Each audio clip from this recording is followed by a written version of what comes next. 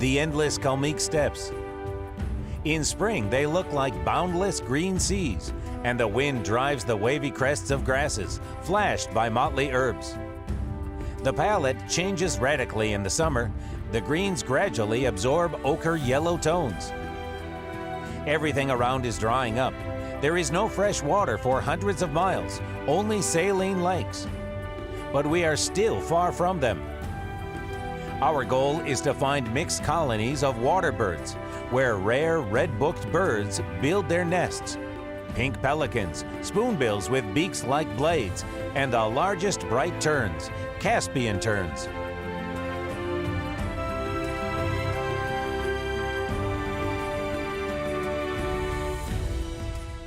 Of course, the idea of water seems absurd here, in the middle of the heath. But water is there, beyond the horizon, far enough from here. And do not worry, the heath looks so flat and boring only at first glance. In fact, we will meet many interesting things.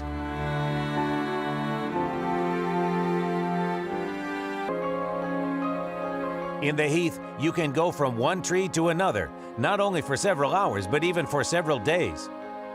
Therefore, most steppe birds nest on the ground. Well, of course, this is dangerous because these nests are ruined by predators quite often. Wolves, foxes, ferrets. And is it no wonder that any high point, whether it's a tower, an electrical transmission tower, or a reserve, instantly becomes a platform for nesting. A long-legged buzzard found a good place for a nest. Long is a large predatory bird. Now we will see how many chicks they have there. But the interesting thing is that there is a nest of sparrows right under them. Seems like there is not even one passerine nest, but a few. Let's get closer and see. And this is not an ordinary sparrow, but a Spanish one. Let's go and see. Oh yes, that is right. Sparrows have a very good roof. Long-legged buzzards will never allow arch-passerine enemies like Caspian whipsnake or crows to attack its nest. Fair to say that long-legged buzzards have no use from small feathered neighbors, but they also do not bring troubles.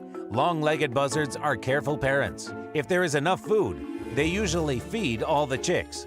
They could have up to 5 of them. Well, if the year is lean, then the eldest chicks can, of course, throw out weaker and smaller brothers from their nest. Look, 1, 2, 3, 4. 4 nests. And the 5th one is like this. These are all nests of a sparrow. And not a simple one, it's a Spanish sparrow. But now we will put the camera for several hours and we'll watch the life of long-legged buzzard's family, which is usually hidden from the eyes of strangers. Well, let's see what happened during our absence. Aha! One of the parents flew in with the booty. Hungry chicks graspingly jumped at the food. They are quite small, but they can already tear veins of meat with their pointed beaks. But what is this? Wait, it's a bird. This is a very curious face. We have no evidence about feathered extraction of long-legged buzzards in scientific literature as far as I remember. Maximum small rodents, rarely reptiles, amphibians, even large insects. There are less saigas and other hoofed animals in the heath. There is no one to cut and trample the grass. Therefore, gophers and sandweeds disappeared because they cannot live in high grass. Our shots confirm that in the absence of small rodents, long-legged buzzards have learned to get birds, which was completely indistinctive for them before.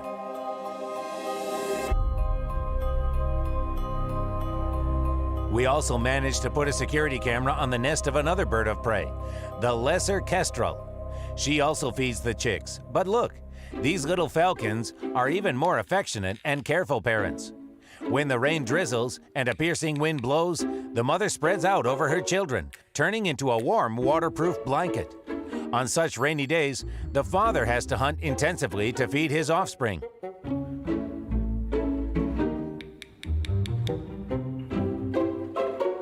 At last, it got warmer, and one of the parents brought another trophy. Usually, the kestrel gets small rodents. I wonder how will they divide the mouse into all the hungry mouths? Aha! All clear. It will not be a fair sharing. The early bird gets the worm. What can we do? Sometimes nature is cruel.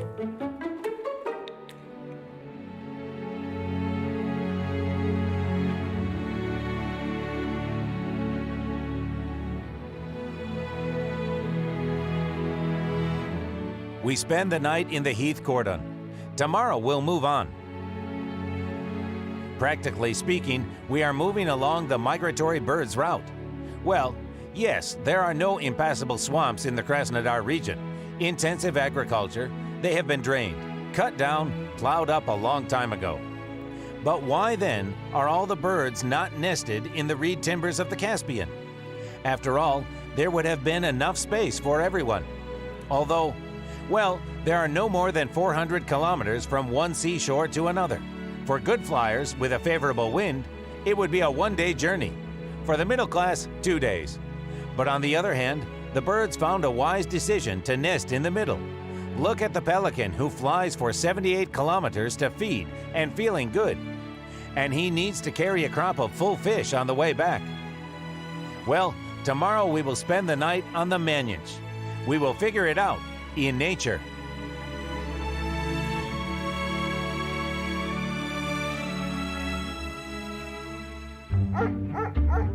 We've got new friends on the cordon, and not only bipeds. In the morning, local dogs proudly showed us the neighborhood, screeching away all our desired prey by barking joyfully. Quiet, quiet, quiet. Do not scare my hupoyas. You're such a bad dog. Quiet.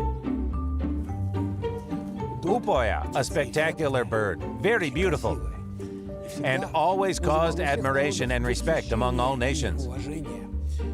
By the way, King Solomon sent his various assignments with the hupoya. The hupoya is still minted on many coins around the world. The Israelis chose the hupoya as a symbol of their country. Hupoya, by the way, is a symbol of the Sufis. And the Russian Birds Conservation Union chose the hupoya as the Bird of the Year 2016. Just have a look at what a handsome bird. Stop playing there. Look. Here, look. Look at the hupoya. Now we will introduce you to a very rare and very secretive animal. A lucky event presented us to him in this cordon at the reserve. Although happy, in this case, is the wrong epithet.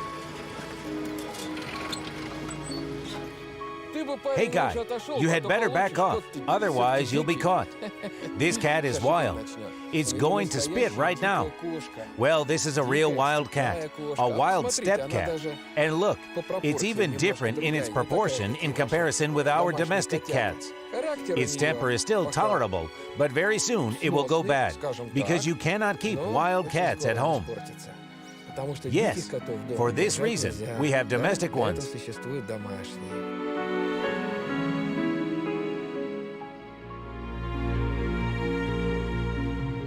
Another day's journey. The surrounding landscapes began to change markedly. And finally, we achieve our destiny, the series of steppe lakes, a home of rare birds. Before, in the heaths, birds did not come to us very often, but here, it seems like the noisy polyphony never comes to an end. You can see a bird's paradise lost in the depths of the boundless steppes, a unique community of different kinds right in front of you. These species that have risen over tens of thousands of years. There is a small bustard in the dense grass. It's a rare bird, which prefers to not even take off, even in danger, but to skillfully run on foot. And there are already quite different birds near the waters. Spine-billed. It is easy to recognize it by the long nose curved upwards and the long-legged stilts. Perhaps, in the world of birds, they have the longest legs in relation to their small bodies. This is especially noticeable when the stilt flies, and his excessively long limbs ludicrously dangle from behind.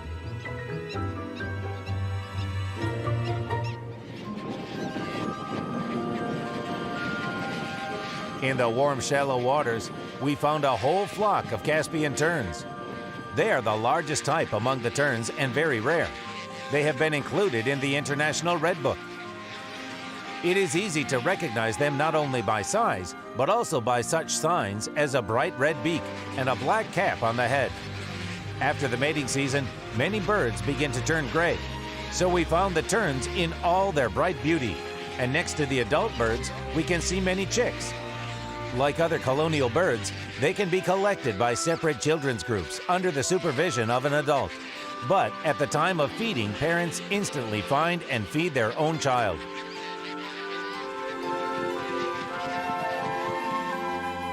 Before, the Black and Caspian Sea were a single water system. Well, now the Caspian Sea has remained in complete isolation. And there is only a chain of salty steppe lakes left from the wide Manych Strait. The first thing we found on the Manych area of the Chernozemelsky Reserve is a dilapidated sheepyard, which was inhabited by a colony of rose-colored starlings. These starlings, the inhabitants of India, Pakistan, Central Asia, and in Russia, these funny birds could be found only here, in the steppes of Kalmykia, and in the neighboring Rostov region. Once a year, the rose-colored starlings fly to the north from their point of view. While there is enough food around, the starlings manage to equip the nests, sit on their eggs, feed the chicks, and put them on the wing. And then the flock will drive back to the south together with the young generation. Well, after this, we see the marshy shallows of the lakes, which are inhabited by quite different birds. Vladimir, the Kalmyk Reserve is made of clusters. But what is interesting about this part? What is its uniqueness? The uniqueness of this cluster lies in the fact that the ornithological side of the Manych Gudilo Reserve is located in the Kumo-Manych Hollow, which large streams of birds pass during migration from the north and Siberia to Western Europe, Africa, and to other countries. And do some stay here longer? Do some live here? Oh, sure. Will we see anyone? Yes. On the numerous islands of Manych Gudilo Lake, there are colonies of Dalmatican and white pelican, which are unique for Europe, Mediterranean gull, spoonbills, so those species that are listed in the Russian Red Book, as well as protected by international agreements and various conventions. So we can say that salty lakes are a treasure trove of rare birds, right? This is the pearl of the south of Russia, so to speak. Well, let's keep our eyes open.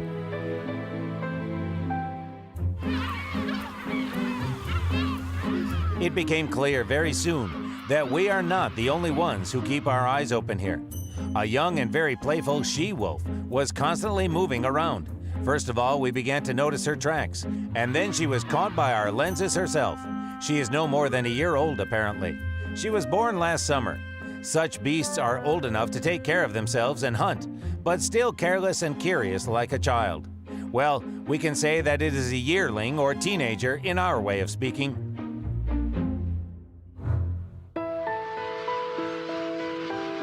On the lake section of the Chernozemelsky Reserve, you can observe mixed colonies of birds.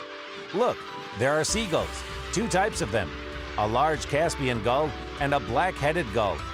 Both species of gulls live side by side with European white pelicans and Caspian terns. There are certain benefits from such an alliance. On one hand, seagulls are well-known robbers, and they are not adverse to grabbing someone else's eggs or chicks. But on the other hand, they still do not devastate the whole colony. But it's just a modest tribute for their protection services, because the gulls will notice the danger first and fearlessly rush into the common enemy. Look at the interesting way of how the gulls cast parts between themselves. Parents put the grown-up chicks to a public kindergarten and scatter to search for prey. Here also the chicks of great black-headed gulls and a Caspian gull are walking. White Caspian gulls graze the chicks, performing the role of nannies. The black-headed gulls stand on the watch, as in military terms is clear. One guard looks to the right, the other to the left, the third to the back, and the fourth forward. Pelicans have exactly the same kindergarten. The only difference is that they manage it themselves. Young birds walk, play, communicate under the watchful supervision of educators on duty. As soon as the parents return with food in crop, they instantly, according to their understandable signs, will find their child and feed it by belching already half-digested fish.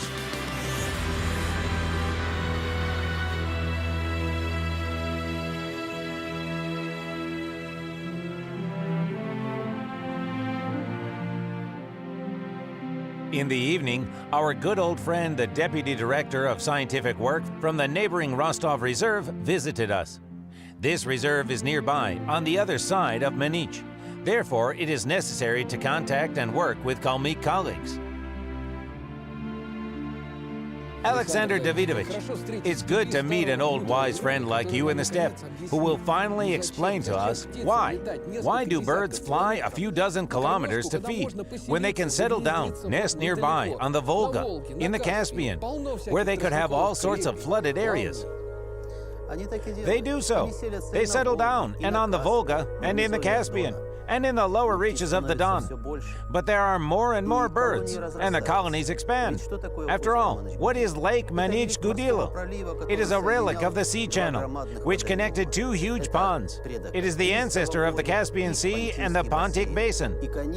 And of course, before, on the shores of this mighty strait, there lived, nestled, and flew birds. And now this strait remains the main track of flying for many species of waterfowl, semi-aquatic birds, cranes.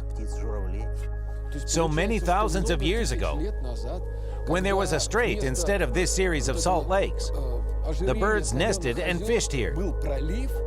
There is no fish here for now, but they are nesting here according to old memory. Most likely it is true. After all, this memory is very powerful, and people are not the only ones who live in the old places from forces of habit. There are some species of birds that still live and nest in the same places, even though the water has left this area a long time ago. I think it is the same with the object we are talking about. The birds have chosen safe new islands there, but in the place of the pond which many generations of their ancestors nested before.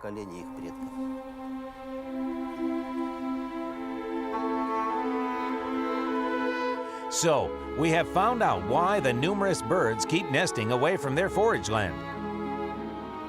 That is why the Manych area was included in the Kalmyk Reserve, to protect birds from hunters and poachers.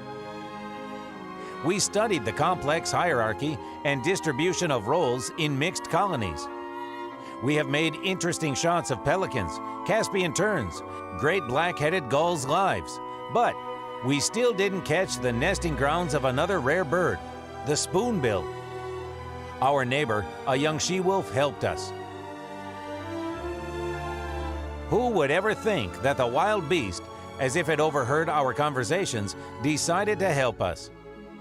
Half an hour later, we came to another mixed colony where we saw a miracle. The nests of the spoonbill were found. Look, these are very rare shots. The spoonbill itself belongs to the Threskiornithidae family, stork detachment. The spoonbill's beak is so flat, it perfectly works by filtering the silt, decanting any edible trifle. But the most striking discovery we made when we got closer to their nests, it turned out that the chicks of the spoonbills are born with perfectly normal beaks. Well, look, the beak is quite massive, but the tip is not flat at all. During aging, it begins to get flatter, turning into a kind of rounded scapula. Many thanks to our friend the she-wolf.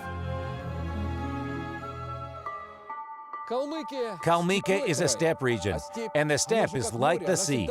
It's always different, unexpectable. You never know who will fly over your head, who will jump out from under your feet. A man can turn a steppe into a flowering garden, build cities, roads. But the most important task of humanity is to preserve rare representatives of steppe flora and fauna. And you can do nothing without reserves here.